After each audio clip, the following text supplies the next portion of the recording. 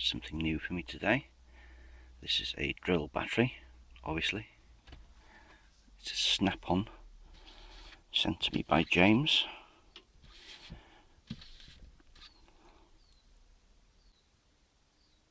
This is a dead battery. Let's see if it can be recelled. So it's a snap-on, model number CTB 8185, lithium ion, 18 volts. Is there anything on the gauge?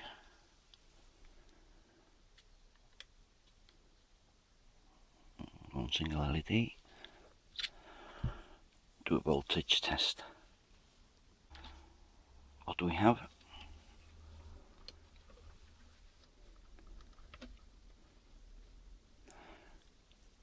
5.8 volts. Now I don't know how smart the circuitry inside this battery is, if it's proprietary, and if it's even possible to resell it. The circuit board inside doesn't look too promising. There's a lot going on there. I wonder if this will brick itself when voltage is removed. Let's see if we have a voltage, or lack thereof. Let's see. 2.7, something there. Then nothing. Almost nothing. 2.3. And nothing. Now, seeing as this circuit board still has 5 volts going to it, and 5 volts being about logic level, I don't want to take all the cells off and de-energize the board completely, otherwise it's probable that it'll lock itself. So I was thinking of hooking up a parallel power supply of whatever voltage, well, at least 5 volts. I've decided to hook up a parallel battery pack to the drill battery. It's sitting on about 6.2 volts. Just checking that there's no current flowing from this battery to that one. And I've also got a blocking diode in there as well to stop any back feeding, because when I put 18 volts on this, I don't want it dumping it into there. I've taken a drill to this to break through the welds, not into the cells, but just enough to break the weld. It's a nice tidy job. Don't tell me I can't drill it, I've just done it. See if it's still got any. It's still got my parallel pack voltage on it. Whether it will work, that's another matter.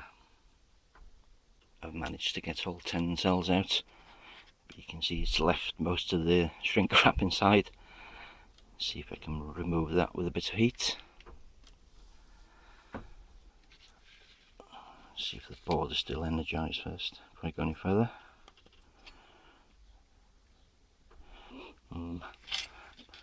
Blinking light of death. That comes out fairly easily,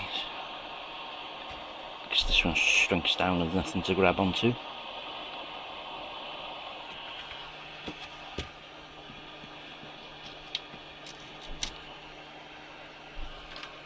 And the original cells were Samsung 25. So, oh, that's 20R, not 25R, 18650. And before I even think of wasting new cells on something that's probably or possibly not going to work, I intend to hook up a dummy pack to it. Connecting these directly onto the battery pack. Is that wise or not? It is. It is a jumble of wires. Basically I've hooked up the balance lead to each of those.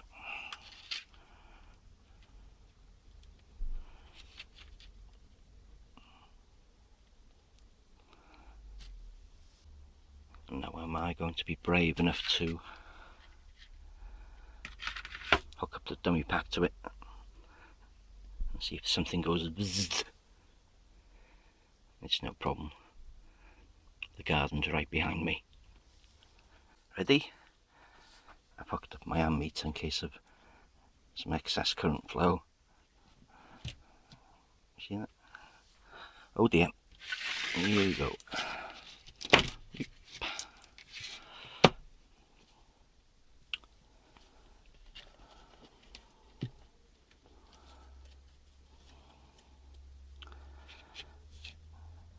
We're going to see some ignition.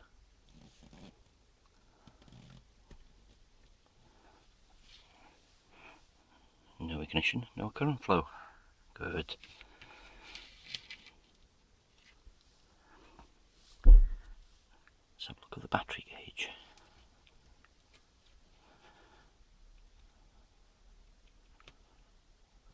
Still showing one blinking light of death. I hope they'd fill up, but no. Let's see what voltage we have on the pack as a whole, or what used to be the pack. Now we've got 19 volts, which is the voltage of the dummy battery.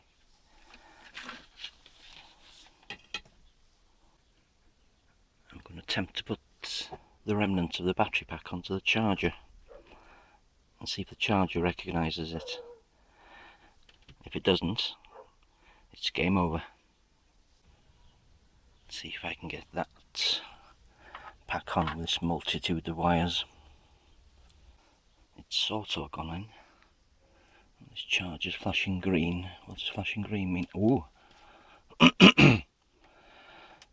Flashing green, you see that through the wires means... Oh, stop flashing now. It says it's full. Okay. Yeah, flashing green means that charge is going into the battery. That says it's full, and it's nowhere near full. Let's try again.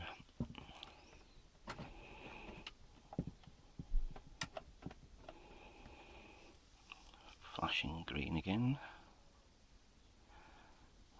I'm going to leave it a little while. I'm trying to show this, trying to get in there. I put a clamp meter on it. It seems to be charging 1.8 amps.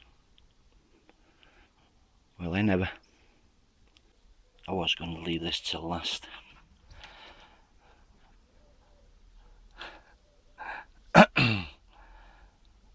Should hook it up to the drill, see if the drill actually works. But I've only got really thin wires, PVC wires coming from the battery pack.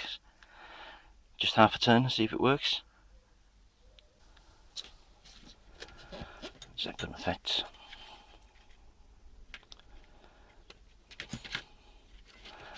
Bloody wires. Is that touching?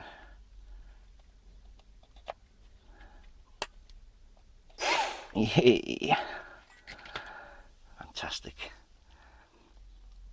I was thinking that there may have been some intelligence inside this, but I don't think there is. Woohoo!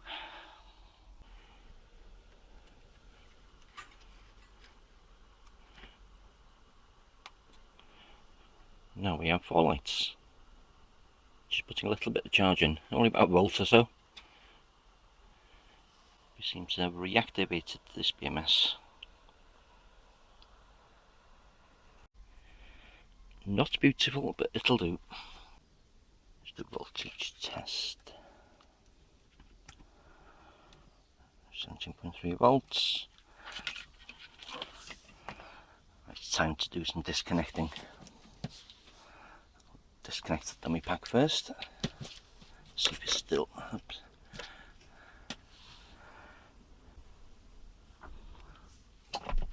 See if it's still holding voltage. 2.3. Finally, I'll disconnect my 6-volt pack. That charger started flashing red for a second. I got no! I think I got the battery terminals in the wrong place. Still charging after a few minutes. See that flashing? Yeah, just about. It's gone up to 4 LEDs. What was it? 17.3, wasn't it?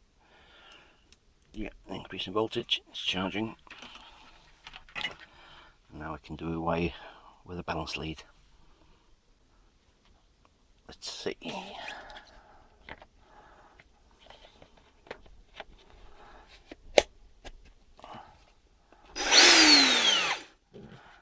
It works!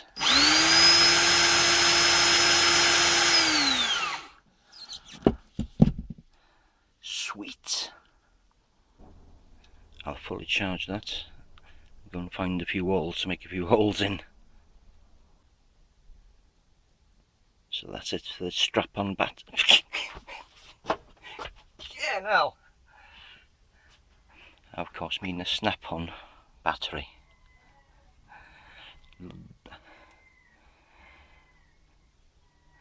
Was all of that really necessary? Adding a dummy pack? Probably not. But I would suggest a 6-volt pack just to keep the BMS energised while you take the cells out, in case it's proprietary. What I've done shows that you can resell these snap-on batteries. This was the CTB 8185. Question is it worth doing? Probably not if you have to pay somebody to do it. But if you can DIY it yourself, the cost of the cells be about 40 quid. My time is free for myself, of course. Fortunately not for other people. If anybody else has resold one of these snap-on batteries, lithium-ion ones, please leave me comments. That's it. If it's been useful, interesting, dull as dishwater, painful, let me know. And now to continue with my Special K diet.